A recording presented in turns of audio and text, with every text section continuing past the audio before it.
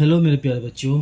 तो जिस तरह से मैंने पिछले बार सजेशन दिया था सीक्वेंस में, उसी तरह से मुझे बार बार मैसेजेस आ रहे थे कि सर आप हायर सेकेंडरी की 12वीं क्लास की ख़ास तौर से आप सीक्वेंस बनाइए पोइट्री का, प्रोज का, प्ले का, ताकि उन बच्चों को जिन्हें ट्यूशन नहीं मिलती है, जिनके पास एक्सेस नहीं है हर चीज़ का, उन्हें ये सारे पोइट्रीज़ अच्छे से मिल सके, इन सारे पोएम्स अच्छे से मटेरियल वगैरह मिल सके।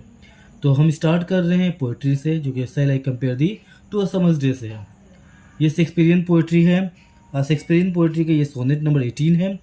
शेक्सपियरियन सोनेट बिल्कुल ही जुदा होते हैं, वो 3 क्वार्टरन एंड 1 कपलेट से डिवाइडेड होते हैं। अब 3 क्वार्टरन क्या होते हैं ये बता देते हैं। आप देखिएगा कि 4 लाइन, ये 4 लाइन यहाँ से यहाँ तक, फिर ये 4 लाइन यहाँ से यहाँ तक, फिर ये 4 लाइन और ये 2 लाइन, इन 3 को क्वार्टरन्स और इन 2 को कपलेट कहते हैं। अब गौर कीजिए, कपलेट का राइम स्कीम बिल्कुल मिलता हुआ है। So long as man can breathe और eyes can see, so long lives in this gives life to thee. इसे हम कपलेट कहते हैं, जो कि शेक्सपियरियन पोइट्री की खास, शेक्सपियरियन सोनेट्स की सबसे इम्पोर्टेंट मिसाल है। ठीक है। अच्छा, ये पोइट्री हम उर्दू हिंदी दोनों मीडियम वालों के लिए ख़ास तौर से है, और हर पोइट्री का ख़ास तौर से आपको देखना पड़ता है कि राइम स्कीम कौन सा है। तो देखिए यहाँ पे डे मिल रहा है, डे में, तो ये है A B A B A B. देखिए यहाँ पे टेम्परेट, यहाँ पर डेट। उसी तरह से उसके बाद आता है सी डी, साइंस डिक्लाइंस। यहाँ पर देखिए डीम्ड, सी डी। उसके बाद आता है आपको ई एफ, उसके लास्ट में आता है जो है वो है जी। ये राइम स्कीम के। इस राइम स्कीम के बाद जो सबसे इम्पोर्टेंट चीज़ है वो है सेल आई कंपेयर दी का सबसे इम्पोर्टेंट जो है समरी समझना, माने समझना, किस बारे में लिखा गया है, ये 14 लाइन्स को क्यों लिखा गया है। देखिए ये पोइट्री लिखा गया है, जो थीम है वो एक्सप्लोर करता है इस सोनेट में कि हर चीज़ को टाइम बर्बाद कर देता है, वक्त बर्बाद कर देता है, but the beauty life brevity of love which is timeless. जो मोहब्बत का जो ब्यूटी है, खूबसूरती की ब्यूटी है, वो टाइमलेस है। जो पोइट्री है वो हमेशा जिंदा जावेद रहेगी और अपने दोस्त की खूबसूरती को बयान करते रहेगी। ये पोइट्री उनके दोस्त के लिए ख़ास तौर से लिखी गई है। जो पहला क्वार्टर आप देख रहे हैं यहाँ से यहाँ तक, जो पहला क्वार्टर है वो बताती है, ठीक है, the simile and probability young man superiority, किस तरह से एक जवान आदमी सुपीरियर है और उनकी खूबसूरती सुपीरियर है। जो सेकेंड क्वार्टर है वो बताती है पोइट की कंसीडर्स, पोइट सोचता है the changing face of summer किस तरह से चेंज हो रहा है। उसके बाद जो थर्ड क्वार्टर है वो बताता है किस तरह से unchangeability of young man through the poetry के ज़रिए कैसे ये यंग मैन चेंज हो ही नहीं सकता, मतलब उसकी ज़बानी, उसकी खूबसूरती कभी ख़त्म हो ही नहीं सकती।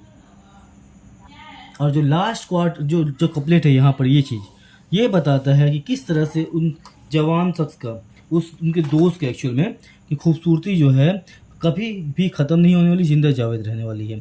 सो पोएम स्टार्ट करते हैं हम लोग। जो पोएम है वो इस तरह से शुरू होता है, shall I compare thee to a summer's day.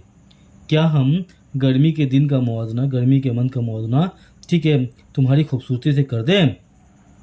दाऊ मतलब होता है यू, दाऊ आर्ट मतलब होता है आर। यहाँ पर ये बिब्लिकल इंग्लिश का यूसेज हुआ है। Thou art more lovely and more temperate, rough winds do shake the darling birds of May, and summer's lease hath all too short a date. बोल रहा है कि तुम्हारी खूबसूरती मोर लवली, बहुत ज़्यादा लवली है, एंड मोर टेम्परेट, और उतना ही ज़्यादा नरम और आरामदायक, बहुत अच्छा है।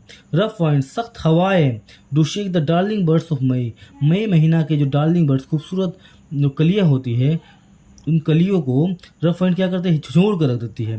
And summer's lease hath all too short a date, और गर्मी का महीना भी उतना ही छोटा होता है। यहाँ पे गर्मी का महीना से मुराद है क्योंकि ब्रिटेन में हुआ, वेस्टर्न कंट्री में हुआ, वहाँ पर ख़ास तौर से गर्मी का महीना बहुत ही खुशगवार माना जाता है। जैसे हमारे इंडिया में सर्दी के महीने को बहुत अच्छा माना जाता है, वहाँ पे गर्मी के महीनों को बहुत खुशगवार माना जाता है, क्योंकि सर्दी वाला मौसम वहाँ पे ज़्यादा रहता है, इसी वजह से। And sometimes too hot the eyes of heaven shines, और कभी कभी बहुत ज़्यादा सूरज जो है चमकती है, आई ऑफ हीवन मतलब यहाँ पे सूरज से डिनोट करता है। And often is his gold complexions dim, और कभी कभी वही सूरज जो है जिनकी गोल्डन कम्प्लेक्शन रहता है, चेहरा रहता है, डीम मुरझा जाता है, धीमा पड़ जाता है। And every fair from fair sometimes decline, और हर खूबसूरत चीज़ अपनी खूबसूरती से कभी न कभी डिक्लाइन जवाल पजीर हो जाती है, ख़त्म हो जाती है, बर्बाद हो जाती है, बाई चांस किसी हादसे की वजह से। एंड नेचर्स चेंजिंग कोर्स अनट्रेम्ड, या फिर कुदरती आफात की वजह से, कुदरती जो है ना ये डिस्ट्रक्शन की वजह से। फिर आते हैं but thy eternal summer shall not fade, लेकिन तुम्हारी अदबी खूबसूरती, तुम्हारी हमेशा रहने वाली खूबसूरती कभी भी मुरझाएगी नहीं, ठीक है। Nor lose the possession of that thou owest, owest मतलब द ऑनर ऑफ, और ना ही आप वो पोजीशन को खोगे जिसके आप हकदार हो, जिसके आप मालिक हो, मतलब उस खूबसूरती को। Nor shall death brag the wander rest in his shade, और न ही मौत कभी ये सीखी बघारेगी, मौत कभी बढ़ा चढ़ा के बोलेगी कि आप उनके शाये तले जीते हैं। अपने दोस्त की तारीफ कर रहे हैं यहाँ पे।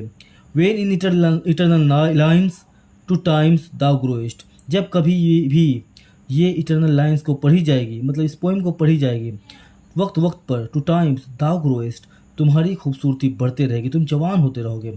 और ये मेरा फेवरेट है, बहुत खूबसूरत ये कपलेट दिया हुआ है जो कि so long man can breathe और eyes can see, so long life this gives life to thee, जब तक इंसान सांस लेंगे और आंखें देख सकती हैं, सो लॉन्ग लाइफ दिस, जब तक दुनिया में ज़िंदगी है, this gives life to thee, ये तुमको ज़िंदगी देती रहेगी। मतलब जब तक लोग इस पोएम को पढ़ेंगे तब तक ये सारे लोग शेक्सपियर के उस दोस्त की तारीफ़ करते रहेंगे, खूबसूरती की तारीफ़ करते रहेंगे जिसके बारे में शेक्सपियर साहब ने यहाँ पर बयान किया है।